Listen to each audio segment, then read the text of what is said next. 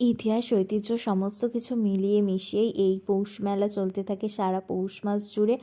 আর এখানে সবসময় ভক্তের আনাগোনা থাকে, বাট এই পৌষ মাস প্রচণ্ড ভিড় হয় এখানে কালীবাড়িতে পুজো দেওয়ার জন্য।